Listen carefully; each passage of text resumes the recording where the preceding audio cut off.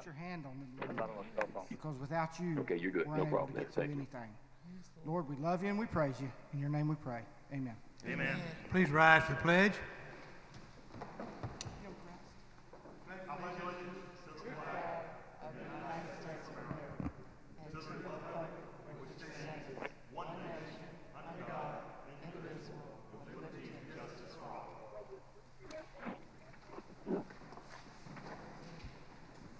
Mike, make sure that whoever's talking in the background I guess they're calling in, talking in the background, we need to cut them off. I think they were giving them the instructions. Okay, good, thank you. Council, I need a motion on the council meeting minutes for the June 2nd meeting. Move to adopt. Have a motion to adopt, all in favor raise your hand. Unanimous. Mr. Mayor, you're here. I can't see you over there, but you're over there. You're up, sir. All right, good deal. I'll be brief.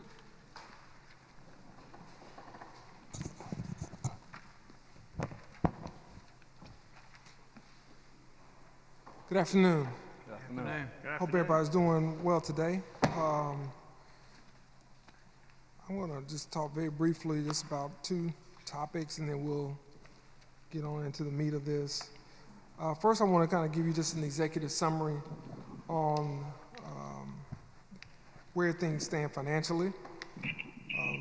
Without any clear signs of when COVID-19 virus will begin to dissipate, the local economy will continue to be impacted adversely by the virus.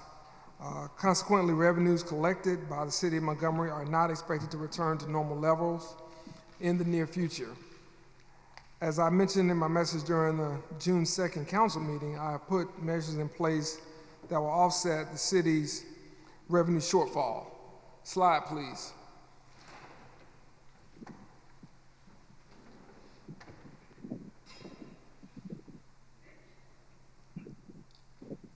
We have the slide with the some of the numbers. Yes, sir, we do.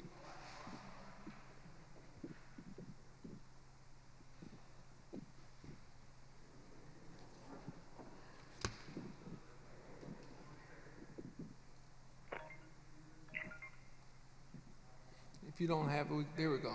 Okay, it's a lot there, but you look at some of the total shortfall, you can get a sense of where things are. By cutting the unspent balances of all departmental operating budgets on June 1st by 10% for the remainder of the current fiscal year, it is projected that the city will realize approximately $6.9 million to offset its revenue shortfall. Hence, you can see on the slide that had this measure not been mandated, the city would be looking at a projected shortfall of nearly $18.8 million. The city's largest revenue source is sales and use tax, which is 44.4% of the fiscal year 2020 general fund budget. Although the city's sales tax revenue was 18% lower in May than it was the previous year, it was still lower than the original projection of 20 to 25% in April for March revenue collections. The city's total sales tax revenue on May 31st was 2.96% higher than it was at the same time in fiscal year 2019.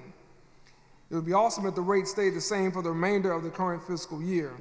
However, I don't believe that will be the case, especially with many businesses still operating at less than full capacity, with a number of businesses filing bankruptcy and possibly closing their doors before the end of the fiscal year. I am hopeful that revenues collected in June, which are from sales by businesses in May, will be similar to sales in March, when those businesses were either closed or only providing curbside service for the first 2 weeks of May. If that is the case, the city's revenue shortfall may decline even more. All city department heads must continue to monitor and manage their departmental budgets prudently for the remainder of the fiscal year. With that being said, I want to remind the council that all departments have submitted their general fund budgets for fiscal year 2021, and those budgets will be reviewed during the next couple of weeks in preparation for meetings with me and the finance director beginning July the 14th. The fiscal year 2021 general fund budget is expected to be very similar to the fiscal year 2017 budget. That total budget was $233,823,143. This means that the city will have to live within a budget that will not be funded at the current fiscal year level due to the adverse impact of COVID-19 on revenue collections. As fiduciaries of public funds, we are responsible for providing services to the citizens of Montgomery at a level that the city can afford. That is what we're attempting to do here. That will end my summary of where we stand financially.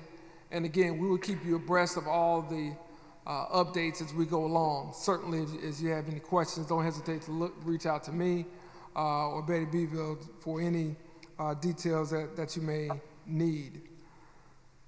Again, that's not the picture we want, but that is the picture that we have. We hope that in future stimulus packages we may see some relief, but obviously we can't budget based on hope.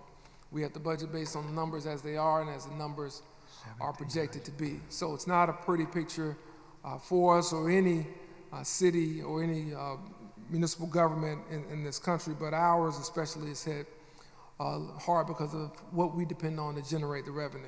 So we'll continue to look for ways to be creative, to do some of the things that you all would like to do in your districts, that we would like to do in our overall city administration. To the degree that we can find those mechanisms, we'll bring those forward to you, and we'll be looking to some of our partners in this community, as we have with the Industrial Development Board and others, maybe to assist us in some of these endeavors. Finally, I just want to talk about where we stand on the COVID-19 pandemic. As many of you know, we are in a worse spot than we were 2 weeks ago when I came before you to discuss implementing a mandatory mask ordinance at that time. And what I shared with you then was that certainly I understood we did not have the support at that time, and I hope to have I was hoping not to have to come back before you at this meeting, because my prayer was that our numbers would be better. However, our numbers are much worse, and we've now become the leading hotspot in the state, which is not an area I'd like to finish first in. It is because of communal transmission, cannot be traced to any one particular event. It is having an adverse impact on the Black community, as many, overwhelmingly many of the people that are on ventilators are Black right now. Our hospitals are taxed, they are full.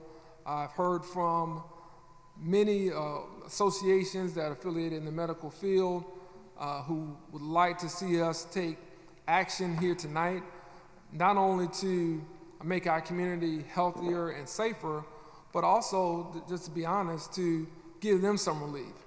And I think we're at a place right now where we have to look at our numbers and the trend that we've been on.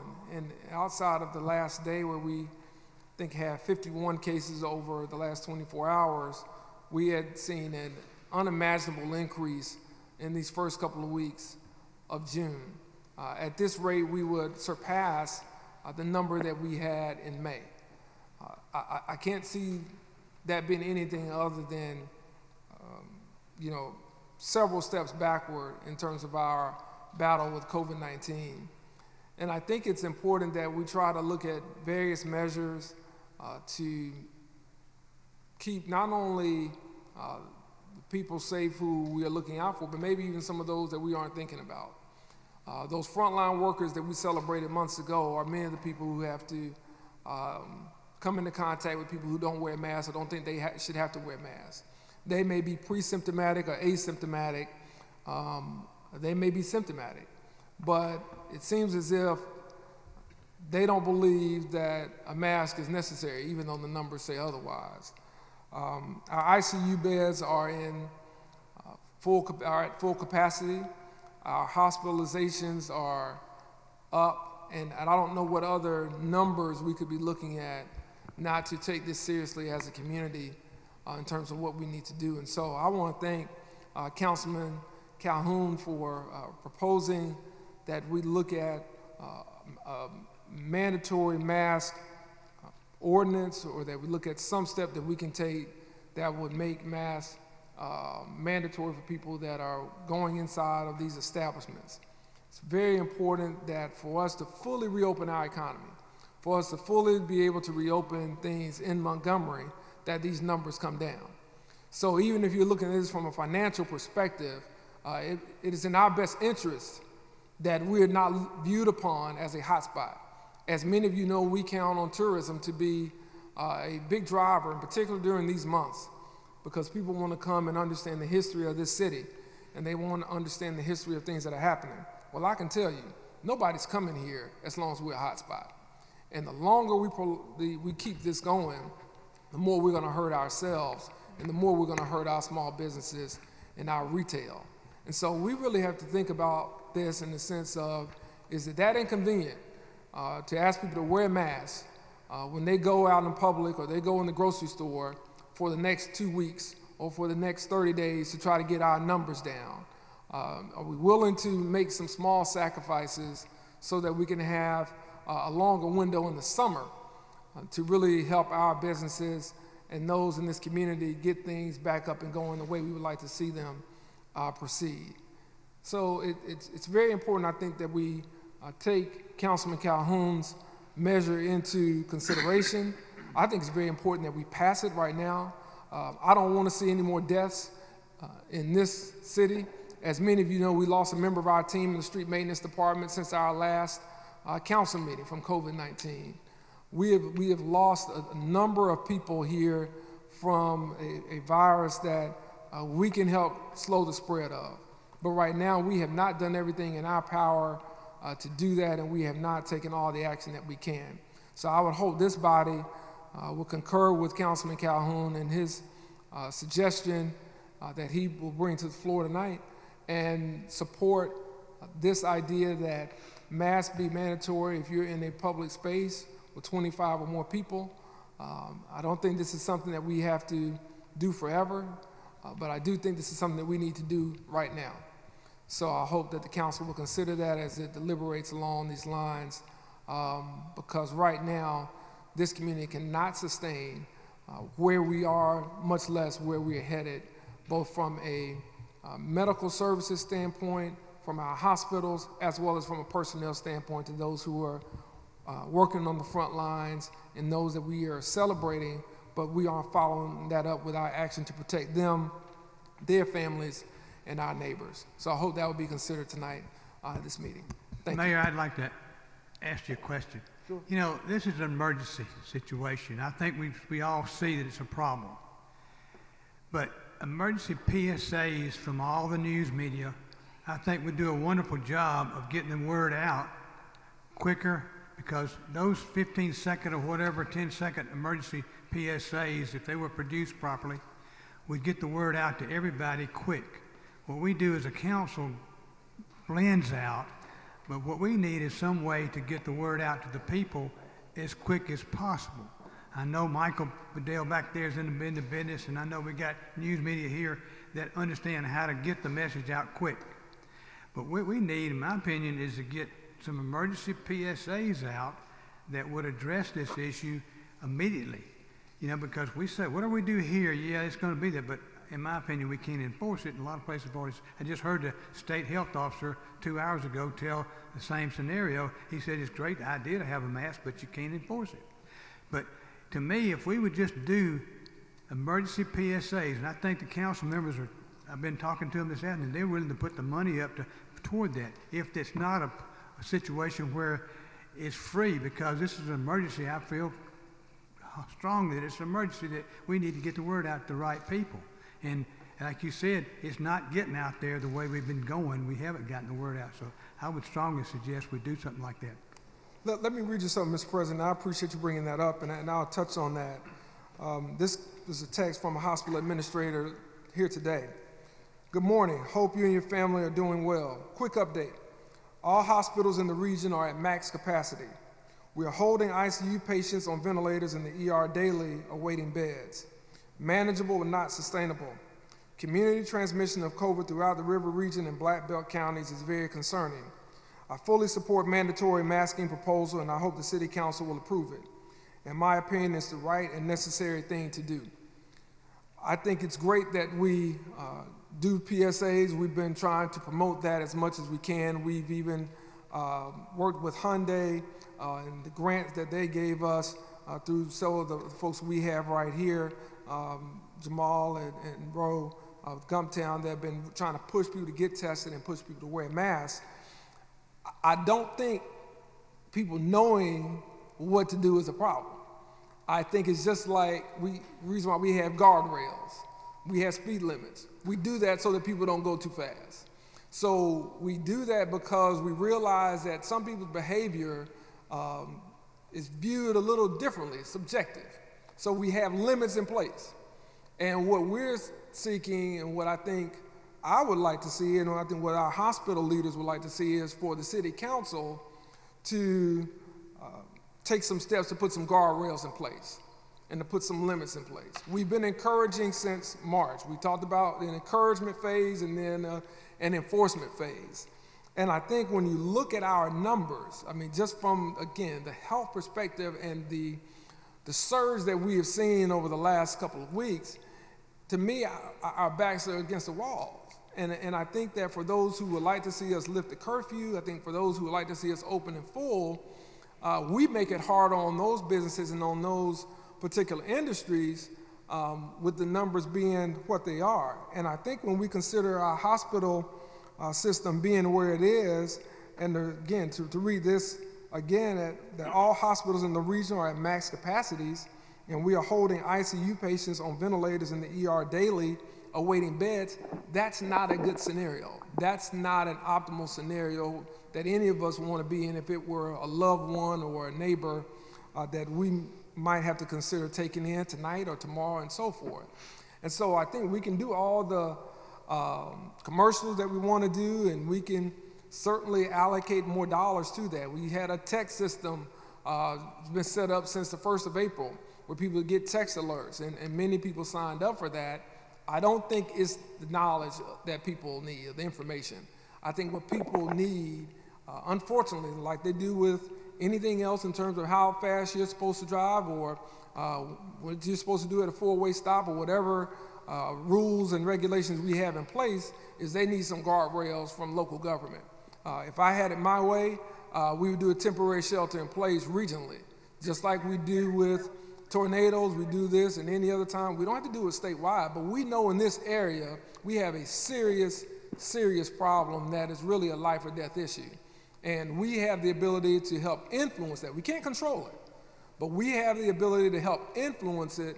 And I think really more than the ability, we have the responsibility to do that, again, as the largest city in this area, to do that for our healthcare system, but most importantly for the people of this community and the people in this region.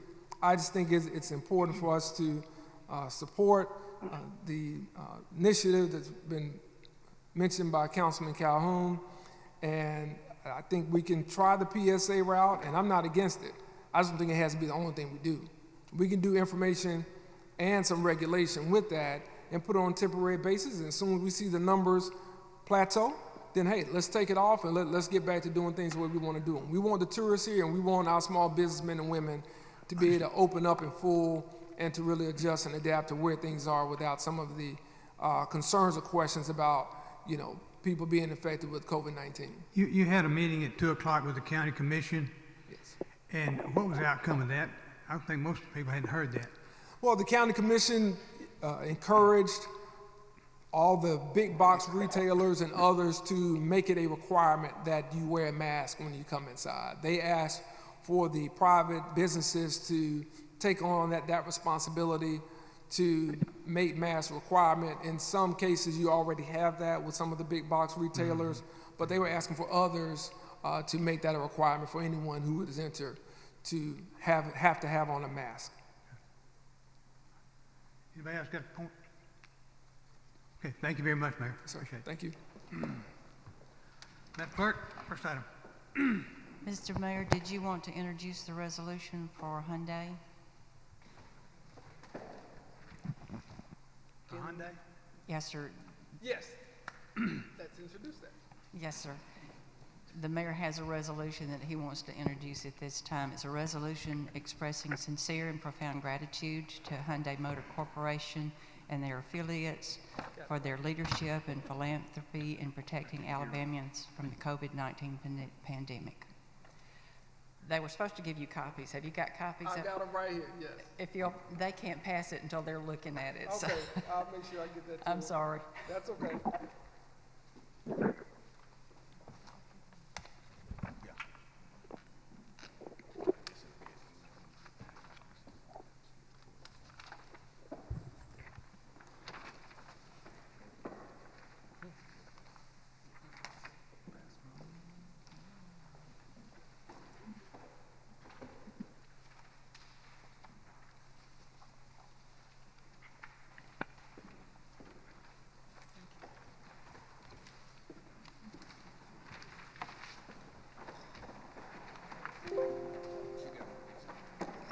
I got it.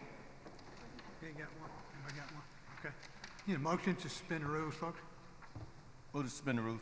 All in favor, raise your hand. Unanimous? Move to adopt. All in favor, raise your hand. Unanimous. Resolution is adopted.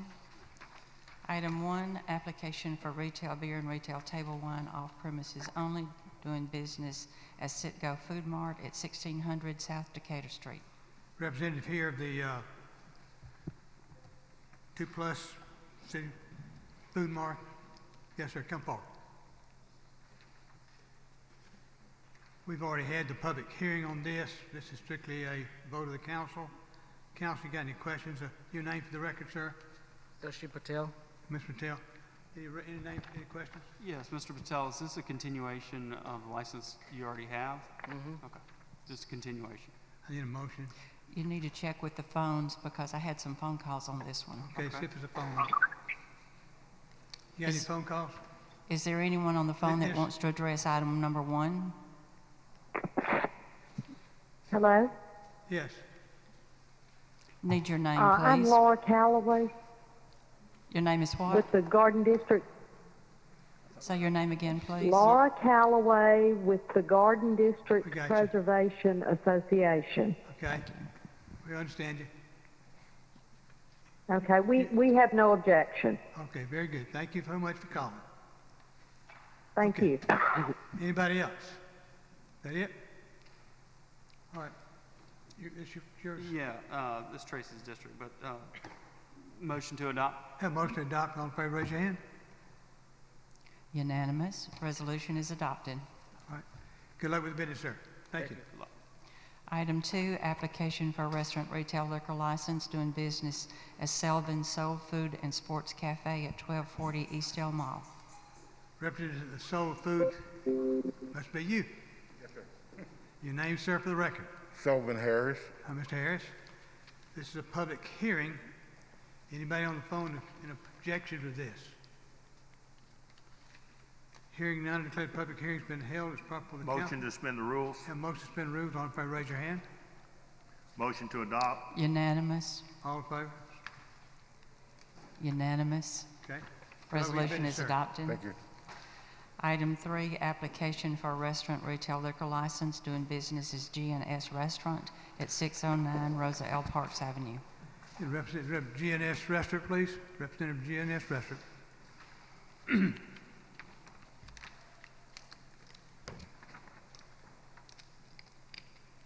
I think we have somebody coming in.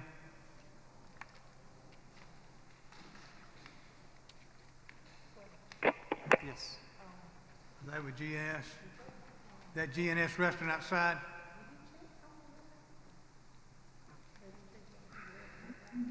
I guess, yeah.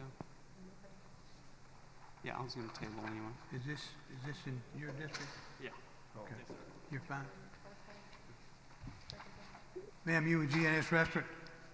Okay. Pull the mic down so you talk to us, and you can pull your mic, you can pull your face mask off too. What's your name, please, ma'am? Shara Allen. Oh, Ms. Allen, okay. This is a public hearing. Anyone on the phone would like to talk against this item, please call at this point. Hearing none, declare the public hearing has been held as proper for the council. Mr. McGinnis? Yes, ma'am. I had several calls, three or four calls that were in opposition to this retail liquor license. Have you had a chance pre-coronavirus to meet with the neighborhood association or neighbors to discuss this at all? What association? Just any of the neighbors or a neighboring association. I'm just asking, have you talked to the neighborhood about any of your plans? They haven't had any meetings. Okay, yeah, understood. Have you reached out to any presidents, maybe? Do you know who? I couldn't. Yes. Have you reached out to the president? Yeah. What neighborhood association was that? The grass. Gratz. Okay. Is that one of the ones? So I did receive some calls that were opposed, and I understand we're in, a coronavirus pandemic. But what I'd like to do is get with you and the neighborhood association I and just, did send you a hit. sir, I sent you a hit on your email. Pull the mask down, we can't hear, I can't understand I you. can't hear you. Speak to the mic, please. I sent you a letter on your email to the effect. Okay. Yes, sir. I don't know if I received that. Would it be all right if I go into my phone? Understood. And I could have received it and just didn't receive it. I can't hear you. I could have received it and not gotten it or opened it. I apologize for that. All I'm asking is to table this until next meeting so that you and I fairly, we can get together and we can also talk to the association because, there has been, not conflicting information, but people that are opposed to it in the Sound area. good.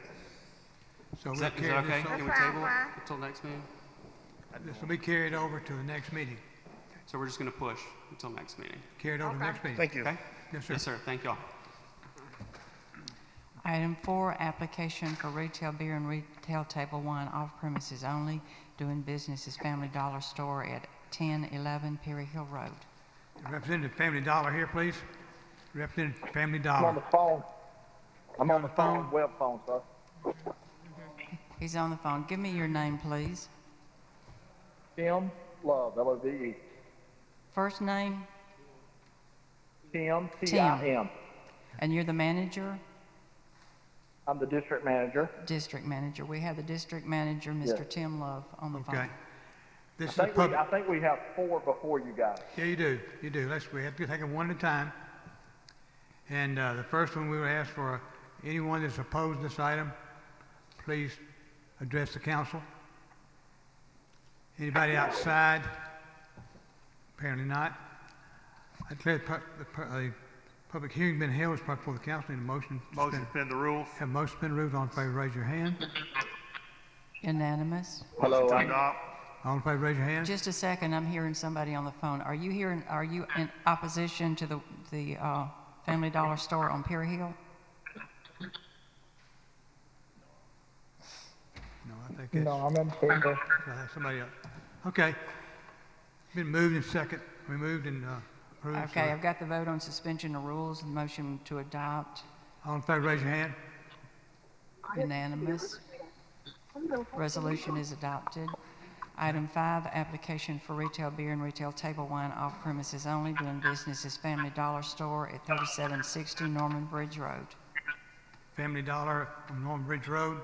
Same representative, district manager on phone. Yes, sir. Any opposition in the audience to this particular item or on the phone in any way? This is a public hearing. Anyone like to speak against this item? Please speak at this time. Hearing none, declare the public hearing's been held as proper for the council. Need a motion to suspend the rules. Move to suspend the rules. All in favor, raise your hand. Unanimous. Move to adopt. All in favor, raise your hand. Unanimous. Resolution is adopted. Item 6, application for retail beer and retail table wine off premises only, doing business as Family Dollar Store at 3030 McGee Road. This is a public hearing. Anyone like to speak against this item? Please call or let us know it's council. Seeing none or hearing none, I declare the public hearing's been held as proper for the council. Need a motion? Move to suspend the rules. All in favor, raise your hand. Unanimous. Move to adopt. All in favor, raise your hand. Unanimous. Resolution is adopted. Item 7, application for retail beer and retail table wine off premises only, doing business as Family Dollar Store at 3619 Eastern Boulevard. This is a public hearing. Anyone like to speak against this item? Please speak at this time. Hearing none, I declare the public hearing's been held. It's brought before the council. Need a motion? Motion to suspend the rules. All in favor, raise your hand. Unanimous. Motion to adopt. All in favor, raise your hand. Unanimous. Resolution is adopted. Item 8, application for retail beer and retail table wine off premises only, doing business as Gibson Food Mart at 2440 Laurel Wetumpka Road. Representative Gibson Food Mart here, please. Gibson Food Mart. We'll have the public hearing anyway. If we're not here, we'll go ahead and have it carried over.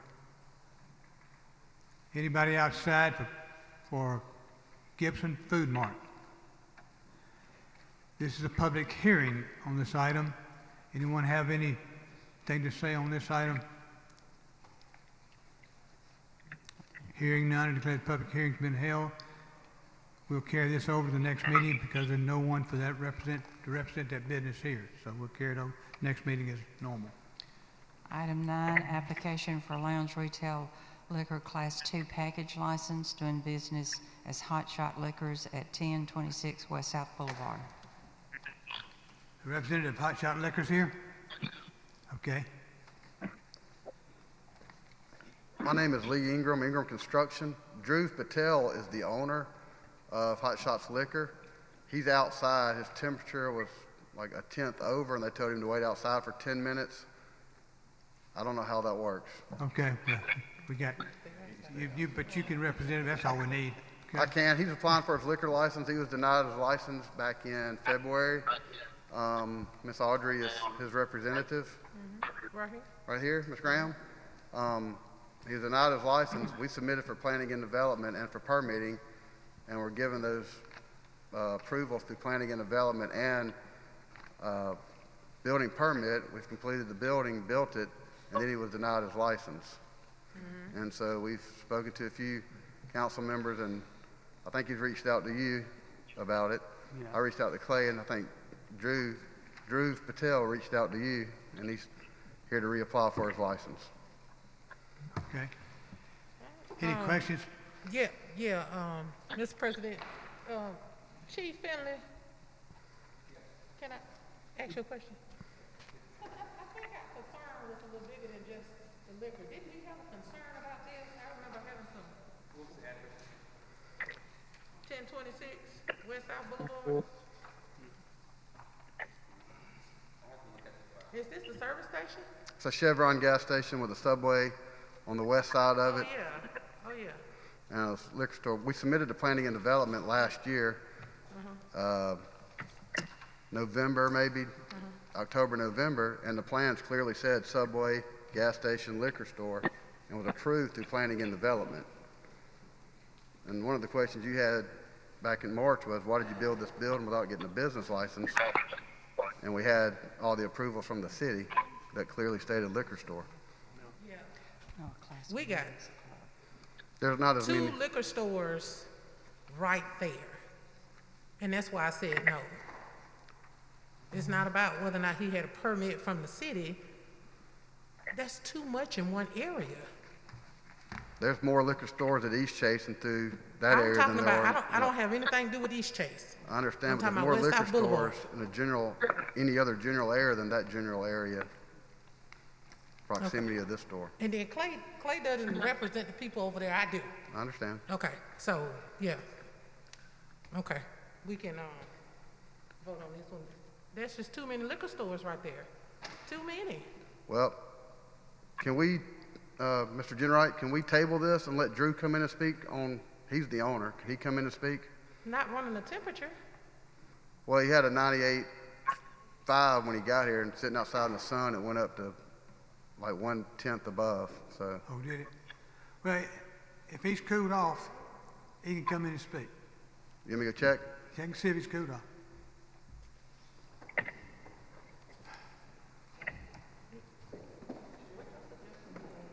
don't think it's gonna make any difference, is it? I didn't make a suggestion. I just said that, I said it was your district. I yielded to you. Yeah, no, I didn't. No, I just said it was your district. You told me because you had my phone number. This has been a kind of bad situation for, the city approved it as a I think we got a problem within our system here. He could probably go to court and get it. Yeah, but we don't need to go there. Huh? We don't need to go there. It's a liquor Yeah, store. well, I think if he appeals, he'll get it probably because of conflict of what we got here in the city. Huh? Yeah, I understand. I see what you're saying. You wonder how they can make money. Hey, Audrey, can you just push to the next meeting? Can you just push? Can you table? Can you table? They have no liquor. Okay. Here it comes. I thought they were going to not let him know. Hello. Hello. Dale? He said you wanted to come in and speak to us. Yes, ma'am. My temperature was showing a little bit high. That's why they had to stand up. All right. Okay. Okay. Now, we just redid the whole store. We added a Subway. Got a national franchise. I'm also trying to bring another national franchise up there. Trying to take care of the area and the store. For security-wise, for the last 3 years, we have 24-hour security. We don't have any other incidents up there. We don't, closer by, there is no neighborhood, no school closer by, no churches closer by, So I'm trying to improve the business up there. Yes, sir. We appreciate that. The Subway's nice. As a matter of fact, I went and ate at the Subway the other day, so I appreciate your business there, but it's a liquor store directly in front of you at a service station. Yes, it's a ma'am. liquor store straight down the street, like a block. Yes, ma'am, but I was just behind on the construction. That's the reason why they got it. I've been at that store for the last 9 years, and that whole truck stop was closed. They just built it, and they were just before me, Right, and if you've been there 9 years, you've survived without selling liquor. So it's not that your business is not going to thrive if you don't sell liquor. I don't believe that. I think people will still stop and get gas and go on your Subway, and you will make money. It's just, I get calls from my people all the time that say, why are the streets of West Montgomery so riddled? Every service station, they just putting liquor stores everywhere. And I'm tired of having to answer that question. And so I feel that when they're 3 and 4 all compact right there together, we're not going to keep granting licenses to businesses to sell liquor right there. It's just spread out. It's too much. There are too many right there in that spot. I've had complaints about it. People ask me, they call me up and say, hey, I don't want more liquor stores there. Can you not do that? Can we, get some other kind of businesses around? So I just feel like for the people that I represent, no, because it's just too many liquor stores there. Yeah, but already done the investment. I'm so sorry about that. I understand that. There, you can put something there. If you don't put a liquor store there, the business, that building is not usable. You can still use it for something else. It's not that you can't use it just because you ain't selling liquor. Since the last time I was here, I've been trying to do that same thing. That's the last thing I wanted to do is come here again for the same thing. But I can't find any other thing to go in there. After spending so much money, I just don't want to put something that's not going to, increase the value of and then, just give me a little bit more business. And I appreciate that, but I do feel that, I know sometimes it just don't come so easy, but if you stay at it, you will find a business that can go there that will thrive in West Montgomery. I believe you will.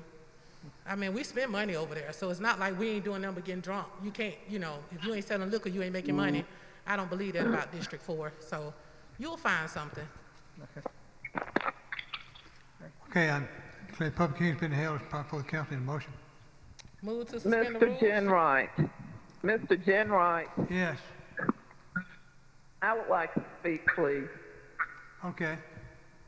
What's your name? My name is Brenda Irby, IRBY.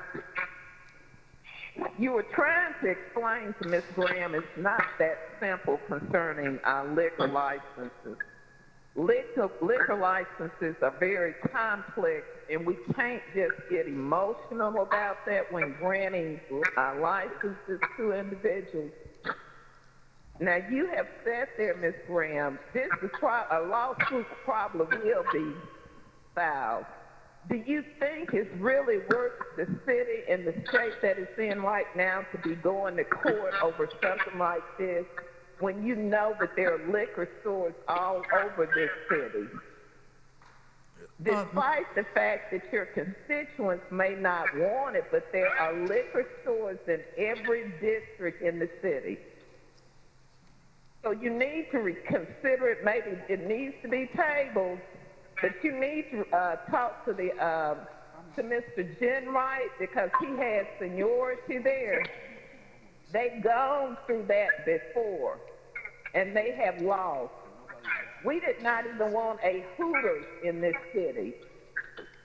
So I think it would be feasible for the city council members to get together and you, Ms. Graham, to talk to Mr. Jenwright about how this is actually supposed to work. The neighborhood associations do not rule the properties and lands in the city. Okay, thank you very much. Unless they're doing something that's unlawful, that's the only reason that they should be closed. So I'm going to ask Mr. Jenwright and other council members to consider that. Do we want the city to be taken to court again over something as simple as a liquor license? A good point. But that's the appeal process. So, okay. Like I said, public hearing's been held for the council. Need a motion to suspend the rules, first of all. Motion to suspend the rules. All in favor, raise your hand. Unanimous. Motion to deny. All in favor, raise your hand. Can I abstain?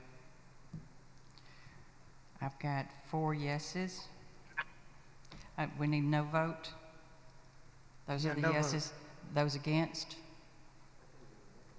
None. Is there abstentions? 1, 2. Okay. Just a minute, I'm short one. It's not enough to win. It's not. It did, but I've got to get their votes. It fails. It fails. It's 4-4. I've only got 7. Let me see who I don't You have. got one Mr. abstention. Jenwright, how did you vote? I don't have your vote. I vote for the license. Okay. I voted against the. You voted no. I voted no. So you're a no. There's 1 no. So we've got, okay, it is defeated for lack of majority. There you go. The motion to deny fails. So there is the assumption that there is a positive. When the motion to deny fails, then there's the assumption that there's enough votes to pass it. So the floor would be open to another motion. So the motion to deny right now failed. it's been passed, basically. Ma'am? Right now it's passed. No, the motion to deny failed. You only got 4 votes. Okay. It takes 5. Okay. So it failed. That leaves the presumption that there is a positive motion to adopt it, but I will need a motion and a vote if the council wants to do that, or it can die for lack of motion, either one. Pardon? I have you as abstaining. You're voting yes to the deny. Okay. That makes it 5. It passes. It passes by 5 votes. The denial passes. That's done. Motion denied. Good. Okay. Madam Operator. Item 10. Application for a lounge retail liquor class 2 package license doing business as Bottle Paradise at 1709 Carter Hill Road. Representative Bottle Paradise, yeah. Hi, good afternoon. My name is Manish Kanpari. I'm one of the owners to represent Bottle Paradise. Yes, so this is Tracy Larkin's district. This is 1709 Carter Hill Road. We need to have a public hearing on this. Anyone here in opposition to this proposal, please come forward.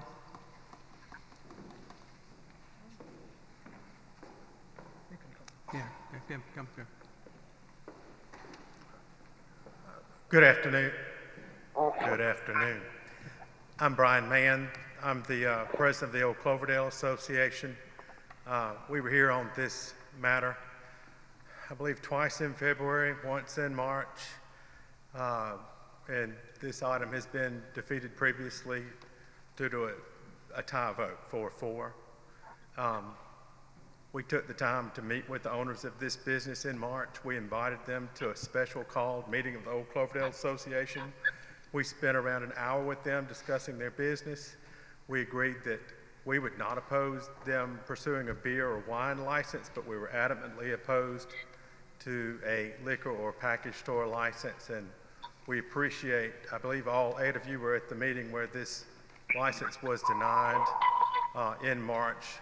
And we would ask that you consider the fact the circumstances all remain the same, nothing has changed, and that you vote in a similar fashion. Thank you very much. Anyone else like to speak? I think that you've got the same opinion, George. One more speech? Yes. Hello. Can I be hang on a heard? minute. Got one more.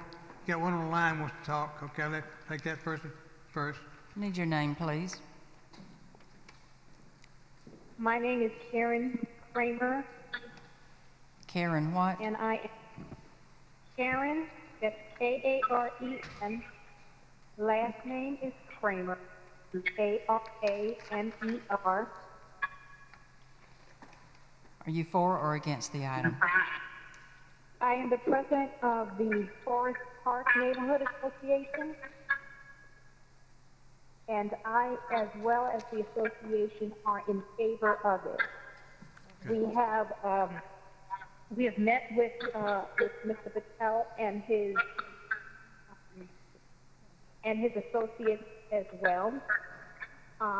We are fully confident that they are able to enhance the area. Again, we have seen what they have done in the as far as other establishments. In the last meeting, I spoke on this as well. And when I spoke, I do believe that Councilwoman Graham made the statement that she made earlier, that not every gas station needs a liquor store. And it's not that I don't agree with that. I do agree with that. But their other locations are not at gas stations.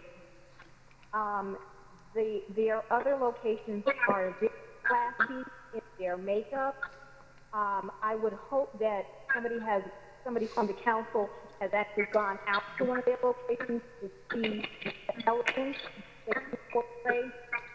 I am very picky about what the shop and what the area looks like, what the interior looks like. It's very clean. She's for it. It is very well thought out. And I am speaking in favor of it. And I would ask that you revisit your earlier no vote and take into consideration that these people have put they've put hundreds of thousands of dollars already into the community and into that area to make it have this curb appeal, to make it where people want to increase business because they have taken the time to care about what they're putting in the community.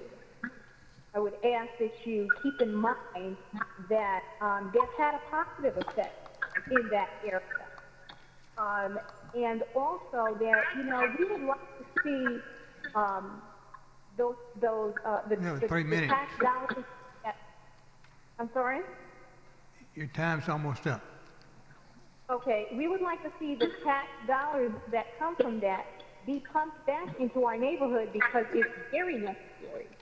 And again, everybody, if it is in our neighborhood association, it affects directly our neighborhood association and the members of our association.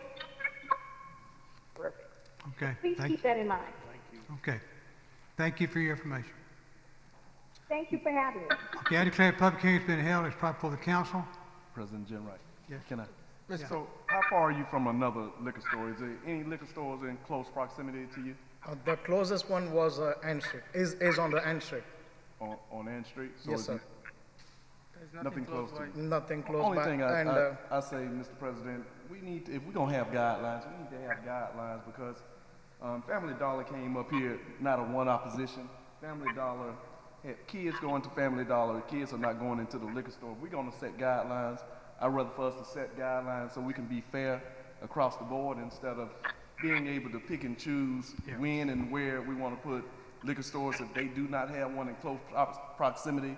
And I, you know, like I said, I agree if it's one close to them, yes, let's put those guidelines in place. Hey, like we did the tax place or like we did the title plan places. But we have to have guidelines that we can go by. And I just think that we're talking about small business, but we gave a green light to the Family Dollar, but then we have our small business that we're denying. We didn't give Family Dollar. Yeah, No, it wasn't no it's just opposition. wine. I'm saying there's no opposition. Yeah, it was wine, though. Yeah, there's no Wasn't opposition liquor. though. And they're big box. They're big. These are small businesses. It was a different product, too. Yeah, Different but product. it's small business. We're still talking about small business, and we have to have guidelines. If we're saying that they're too close to another liquor store and it's not one in proximity, you know, we need to have guidelines. That's all I say. Okay, I got you. All right. That'll help. Huh? One more person wants. George, you want to speak? Laura Calloway, Garden District Preservation Association. Hold on just a second. I got one speaking We now. support- Hold on. Thank you. Yeah. My name is Okay. George Wilder.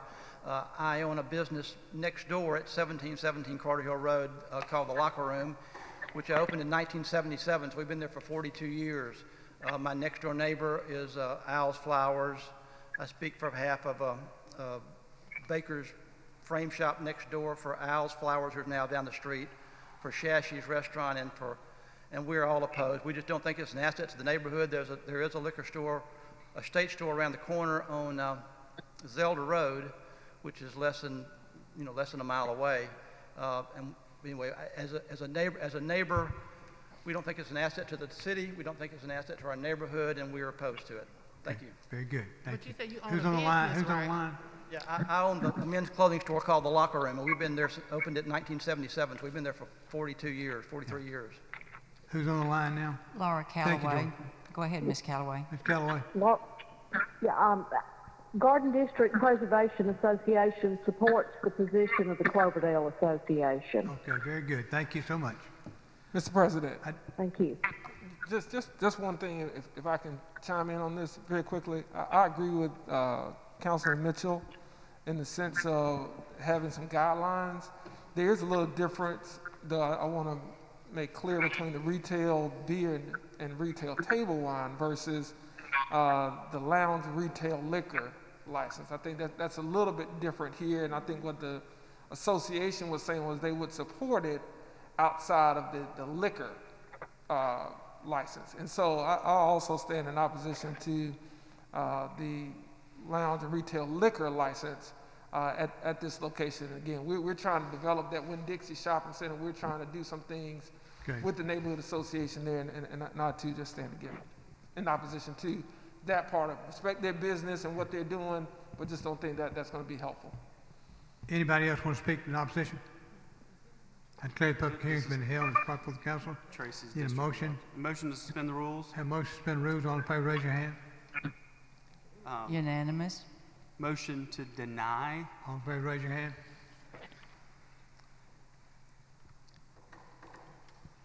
Six. All opposite. No votes. We need the no votes. And no votes. Give me your no votes. Abstention. Abstentions. Any abstentions? One. Opposed? There was some of it because I only had. You're voting yes. Do the yes votes again because I didn't get All those yes written down. votes. Votes to deny. The motion is Votes to deny, so deny. give me the yes votes to deny. Deny. 1, 2, 4, 9, 7, You got six. 8, 6. Yes, sir, that's 6. And 1 no. Mr. Calhoun's no, 7. Okay, gotcha. All right. All right, I'm motion still denied. I'm still missing one. Wait a minute. Okay.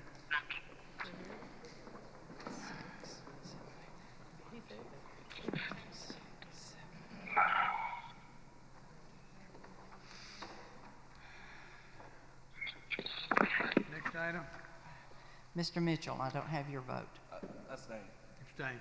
You abstained. Okay, that's my 8 votes. I'm good now. The motion to deny carries. Item 11, application for a lounge retail liquor Class 2 license doing business as Club G's at 1187 West South Boulevard. Representative Club G, please. Your name for the record, sir? Timothy Broaden. Broadway. Okay. This is a public hearing. Anyone like to speak against this item, please speak up. Hearing none, I declare the public hearing's been held. It's properly before the council. Need a motion? I have a question, Mr. Chairman. Yeah. Could you tell me what the occupancy of the building is? 299. 299, thank you. Any other questions? Mr. Jenright, I would like to say something. Okay, you're online. Brenda Irby. Oh, okay, Brenda. My concern is that most of these clubs in Montgomery, not only Club G's, is packed all the time, and since we're having this pandemic, I think that the fire department should be going around to all of the clubs to ensure that they're not over capacity. We have fire department do that. All right, thank you for that information.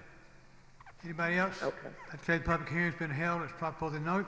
Wait, Mr. President, can I say something, please? Yeah. I was gonna ask the chief to come up, because this is one we have had a few concerns about. I know you're a new owner or a new club manager. You know, my condolences with the loss of the other one, the young man that passed. But there was a few concerns, and I do want, while you're here. Concerns. Okay, see the. Yeah, can we carry this over? Because I think there was as Councilman Graham is absolutely correct, there was a concern, and I know that I wanted to do a show cause on the business, and then they come up with the business license.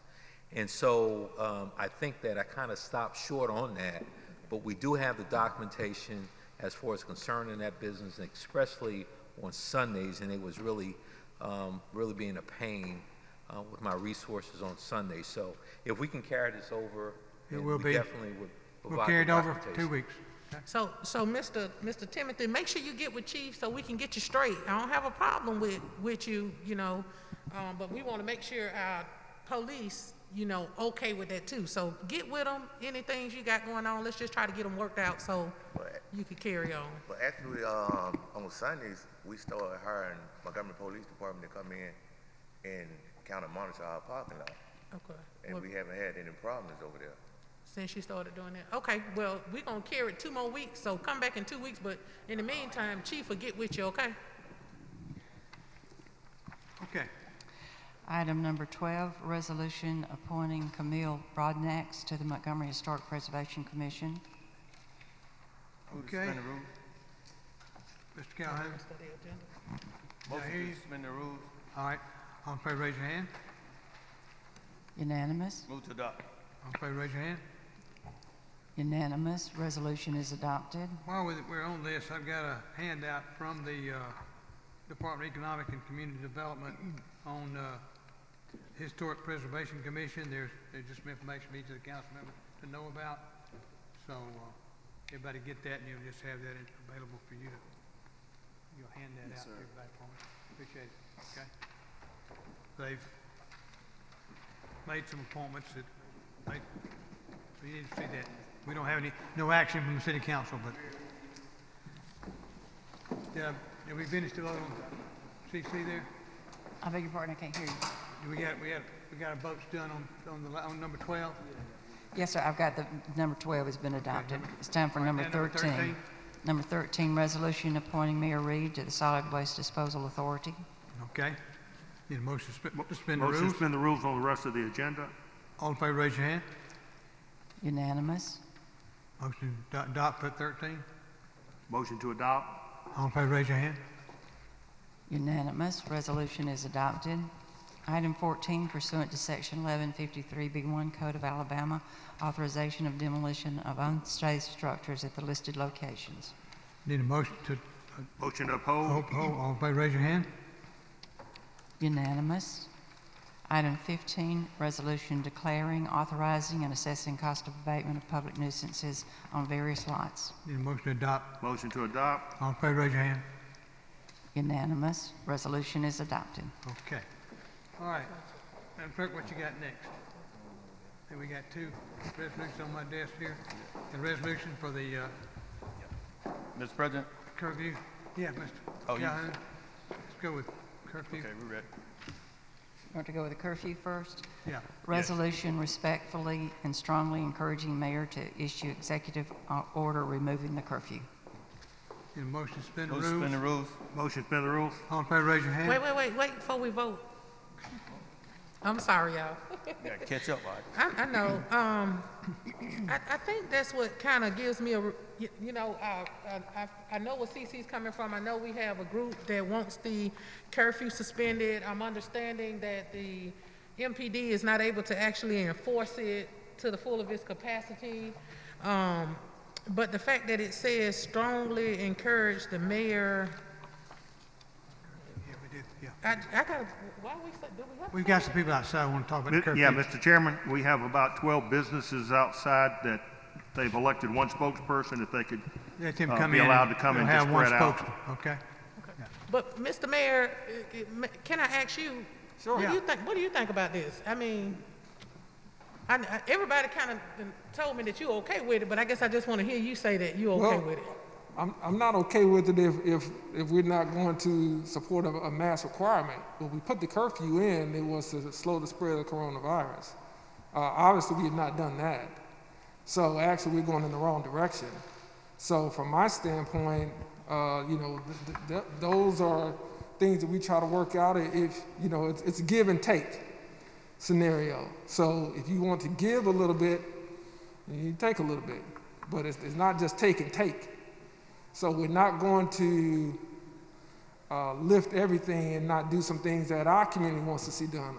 And I think when we don't have the support there for the mask ordinance that Councilman Calhoun like to implement, then I don't think we should lift the curfew. Let me just be very blunt about that. What we want to do is we want to minimize people gathering. We want to minimize people congregating in large groups, which is continuing this spread of where we are. That's why we implemented the curfew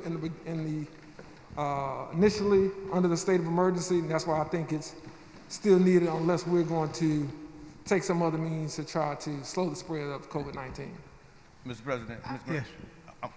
We got a spokesman. Just gonna put the curfew up. Mr. President. Yes, sir, Mr. If it pleases the council, I will pull the executive order on lifting the curfew, and I want to take the order at hand because I have some guests here from the medical field that wants to speak to us on this wearing of the mask and this COVID-19, and they're real supportive and they've been waiting. I want this council to hear what they have concerns with the uprising in the numbers in Montgomery. And I understand what Mayor Reed is talking about a give and take. If we're going to lift the curfew and kind of go freely, I think we need to go full-fledged with wearing the mask. And I know the council has some thoughts on these things, and I really respect you guys' opinion on it, but I want to hear from the medical community and so many calls that I have received today in support of this mandatory mask. So I just think if we can hear from the people that this affects more, and what we're trying to do is enforce something that's going to protect the citizens of Montgomery, I think we go forward as we go forward on these votes or these three resolutions that I'm offering up tonight. We've got some people already in the House to talk about the curfew, and that was one person to speak on that. We get them done, and then we go to I believe that would be the proper way to do it. Okay. Who was here to speak on the curfew, Mr. Bollinger? Did you know? Yes, she's raising her hand. Okay, please come forward. We'll give you 3 minutes to talk on the curfew, and then we'll move on to the next item. She may want to show who all's with her. Yeah. You got people with you? Sir?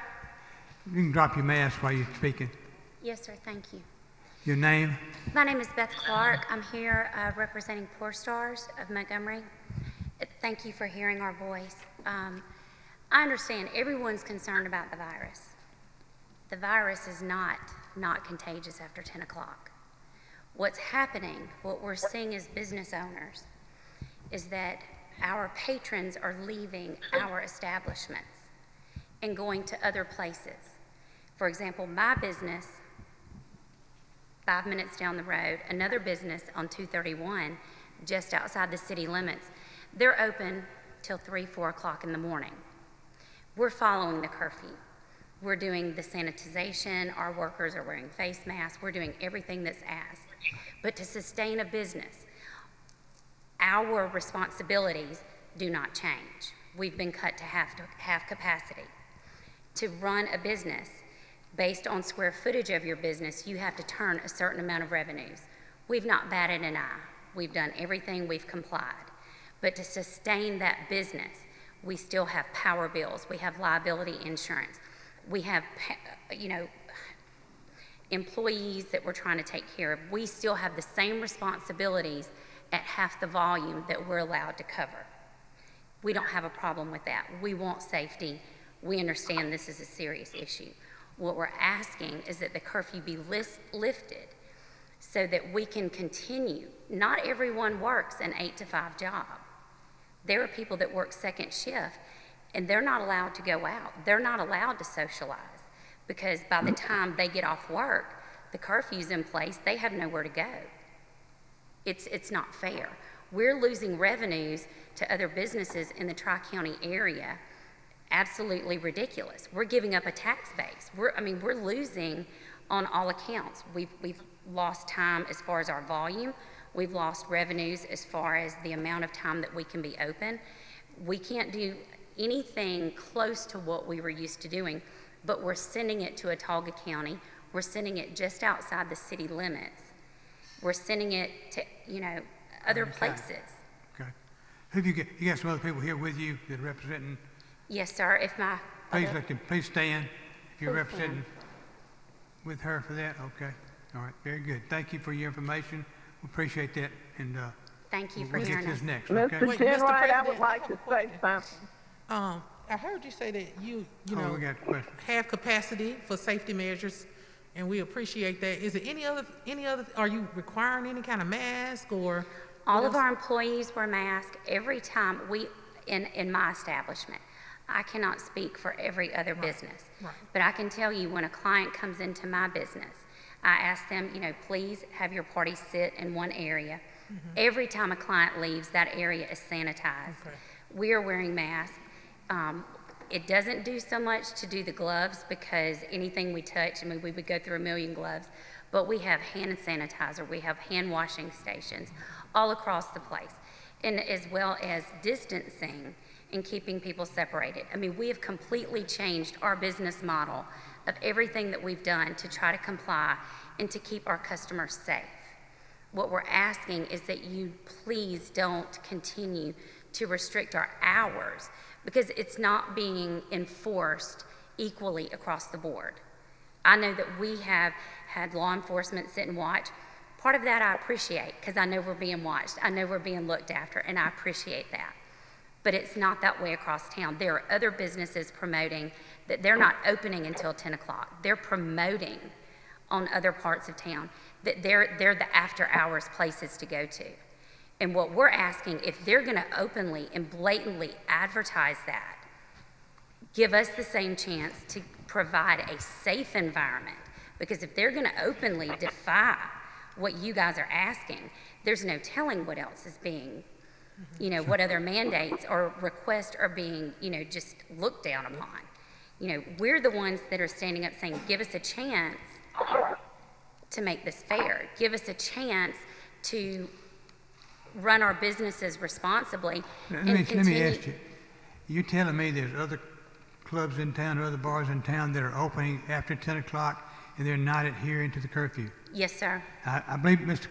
Calhoun, you showed me a video of that Friday night that you videoed of another club with people running around that club at 10:30 at night, not adhering to the curfew, and we're not doing anything about it. So we're not playing an even game here. This is not fair. If you're gonna do one thing, you got to do it for everybody. and you're playing the game properly by the rules, and other people in the city not playing by the rules. Yes, sir. That upsets me greatly. I mean, if we can't enforce the rules across the board, we don't need to have a rule. I'm sorry, mate, Chief, we don't need a rule, period. Because if this curfew is not enforced across the board, we don't need it, period. And because if we're going to do anything around here, we're going to have a rule for people. Everybody in this city has to adhere to the rule, or it's not a rule. So, thank you very much, but I hear you. Mr. President. Mr. Jenright. Mr. Jenright. Yeah. I would like to speak, please. This is Brenda Irby again. I agree with Mayor Reed that the mask and the curfew go hand in hand. We understand it's correct that other people, club owners, are not abiding by the rules. That should make you angry. The mayor is very aware of what's going on in this city. And the only way that we're going to get things better, the numbers better, is that they are enforced. There's enforcement of the mask and of these clubs. Do you have police in those areas where the clubs are located? As long as you keep popping in and out, they will comply, because you're going to have resistance, and that's what's going on right now. And I'm sorry, ma'am, that you're suffering. All of us are suffering. But there are sacrifices that we need to make for the well-being of the citizens in Montgomery. We can't do anything about anything outside the city limits, but we can do something about you. Have the people in front of you and the mayor there and the chief of police who can do something about the clubs who are not complying with what they're being told to do. Well, we haven't done it. All right. Thank you, Ms. Irby. Appreciate you. Yes, May I ma'am. speak again? Yeah, one more step. Yeah. I'm sorry. I would like to Go be ahead. heard on the matter as well, please. Hold it. I've got somebody speaking. The lady, Mike, speaking. Yes, sir. With us as responsible vendors, what I'm saying is we're doing everything that we can to promote safe practices. We're not just business owners, but we're responsible vendors. We want to quell this virus. But what's happening is people are leaving our establishments and they are running to other places where the restrictions are not as strict. The guidelines are not being followed. And guess what? Whatever they encounter there, they're bringing back. What I would like to see is to keep I grew up here. What happens in Montgomery is important to me. I want to keep our business here. I want to take care of our people, just like she said. But when we are carrying on this curfew, all we're doing is pushing people to other places where they don't have the same guidelines. Let's keep our people here. Let's keep them protected where we can. I hear you, control and I'm upset. Yes, I am upset, because rules are rules for everybody, and if we're not going by the same rules in every part of town, we got a real problem. So, Man, can't enforce it. We can't enforce it. Thank you very much. Thank you. Thank you. What's the name of your business again? It's 4 Stars. 4 Stars. Chief, we got it. Yeah, I got a question for This is Karen Kramer. I would still like to be heard on this matter, please. What's your name, please? Her time's up. Tell me your name, please, on the telephone. My name is Karen Kramer, the president of the Neighborhood Association of Forest Park. I can totally, as a business owner, as a former business owner, I can totally empathize with the business owners. However, when I look at the numbers, when I look at the facts of the matter, especially with African American population being disproportionately affected and killed by this virus, when I look at the fact that just like, human nature is human nature at any age. So just like with children, adults are the same way. When you give them a bar, they test the limit. Yes, there are some people that go out of the demographic in order to not be in compliance with that. But when you loosen the reins, it's going to be even worse. With those guidelines already in place, our numbers have gone up, our deaths have gone up 230+% in the last 5 weeks, and I know because I've been daily looking at the numbers. 5 weeks ago, 5.5 weeks ago, we had 3 deaths. Right now, we're at over 60. We're probably at over 70. We see those numbers right every now. day. Every council member sees those numbers every day. Thank you very much. Absolutely. So there's no We understand. reason at this point to loosen it, because if we loosen it, it's just going to get worse. We need to tighten the reins. We do need to have those masks enforced. I see people every day out there. If we can enforce it, shopping it'd be without good. masks. Say again, please. I'm sorry. So yes, go ahead. if we can enforce Mr. that, Mitchell has a plus question. the Mr. Mitchell has a question of the chief. I guess I look at it a little different because I have a club in my district that holds about 2,000 people, and without that curfew, we would not be able to clear that parking lot. We would not be able to to close that club. And Chief Finley will be able to tell you that we have been out there Friday, Saturday, and Sunday, and the only thing we are able to do with that curfew is ask them to leave. So right now, that curfew, for me in my district, that curfew is a safe haven because we're able to get them to leave. We're able to close that club So they down. are closing down. Yeah, when we get there, we are closing them down. I was there Saturday, waited on an officer for 45 minutes, and I made sure I go to club owner myself, and we are closing them down. Every time I get a call, we are there, we are closing them down. Club Empire didn't look like it was closed, Friday night. No. Just Finley. Beth, step back for a second. Let him get up there, please. So in addition to that, that's what we do on the every day, 7 days a week. We have detail officers that we're not perfect. So if we do hear about a club that's being open, that's what we do. We monitor those particular parking lots, and we monitor social media. So hearing about these underground clubs throughout the city, I'm not seeing that.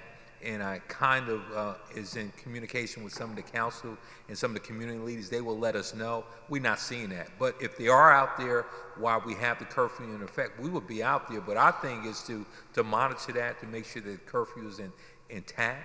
And as Councilman Mitchell mentioned, is that once we get there, we can control the scene.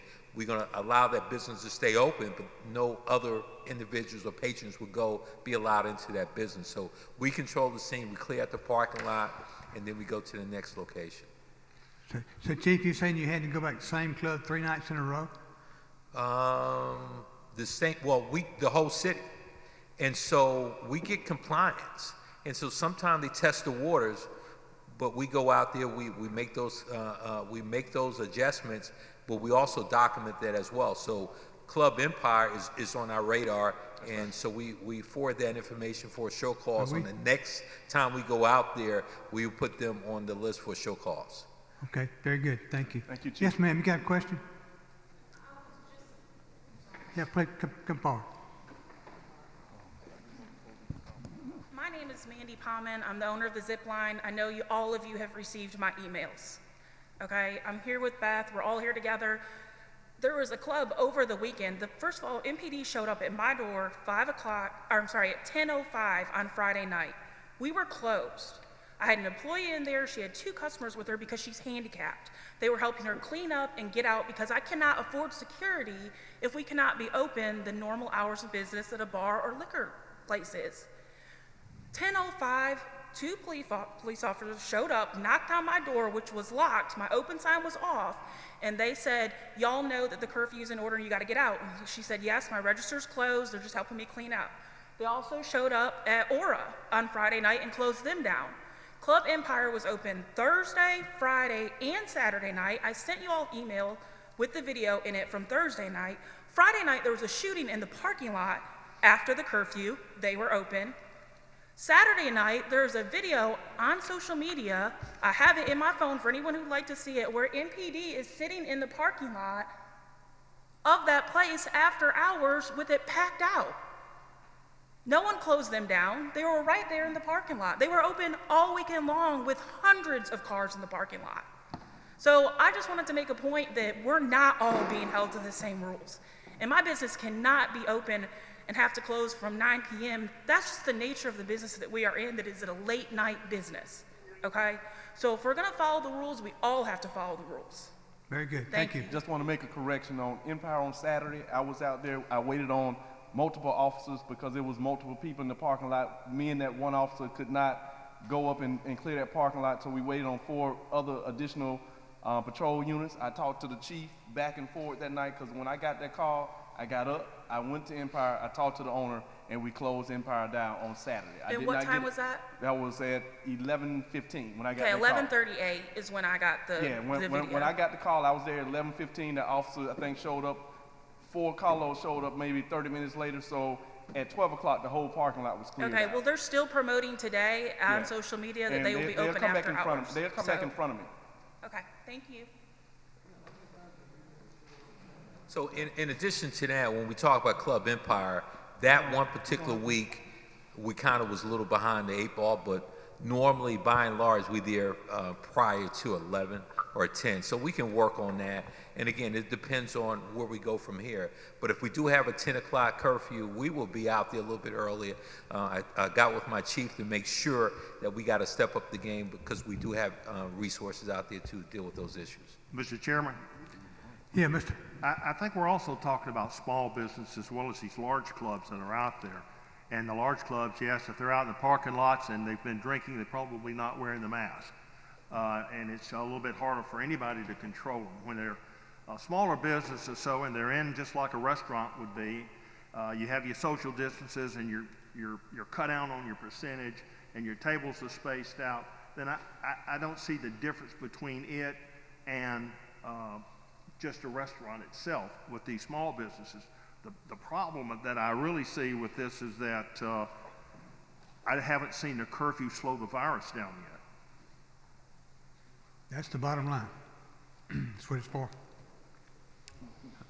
Well, we also haven't instituted anything where we mandated masks either. Mr. President, So, that's a why number of we're things going to we haven't offer done. this mandatory mask thing to help slow down the virus. I know we can get past the curfew, If but you we give have something people on the work- table that we're putting Okay, out let's here go to now, the next- talking about clubs. You know, I understand about the curfew. We want people to do business, especially small business. But we can sit and talk about curfew, but when it comes up to this mandatory mask, we got all this hesitation on what we want to do to support the citizens here in Montgomery. You know, I'm gonna wait till we get there, but I got to. Okay, we've had enough on the curfew. on the Okay, thank curfew. you very much. Yes. Y'all can leave now. Okay. All right, Mr. Calhoun, next item. Nicholas. I'm gonna hold the vote on the curfew. I want to offer up the Second Amendment before we come back to this Okay, curfew. go ahead.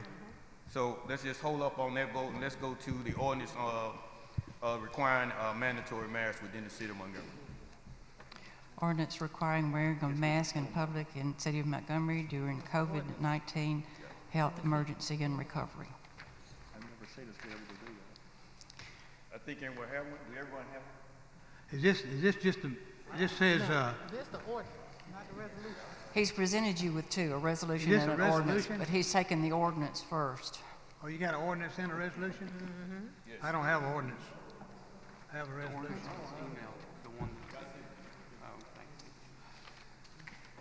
Are we doing an ordinance or a resolution? Which one? I think the ordinance is coming up north now. Right now. Is that what We're it is? doing the ordinance. I'm not gonna let the ordinance come up. I'll let the resolution come up. He got it right here.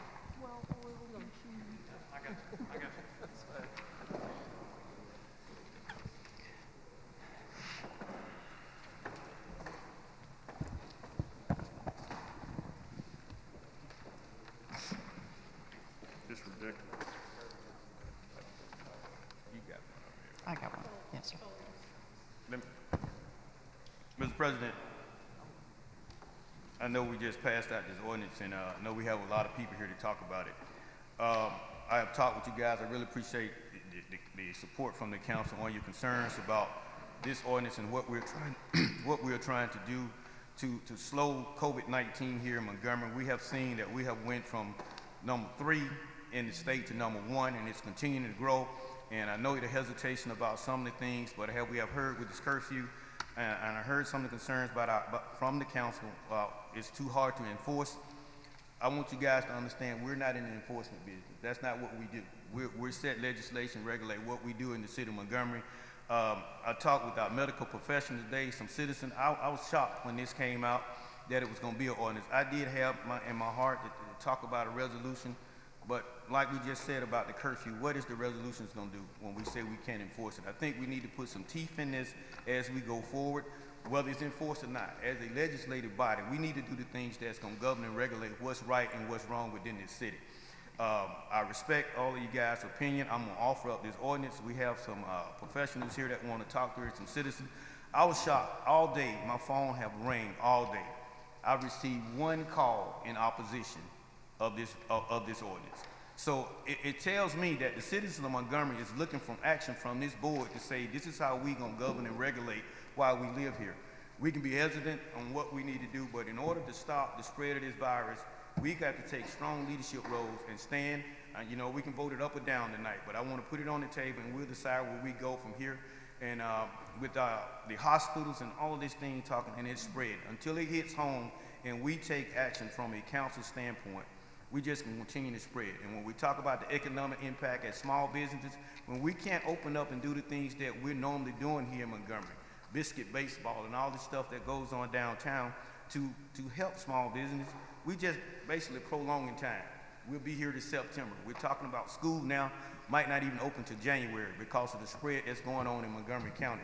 So we must take action as a council, as a leadership, and as I said in the beginning, I respect all of you guys' opinion. I just want to offer up this ordinance and we can vote it up or down and it's open now for discussion.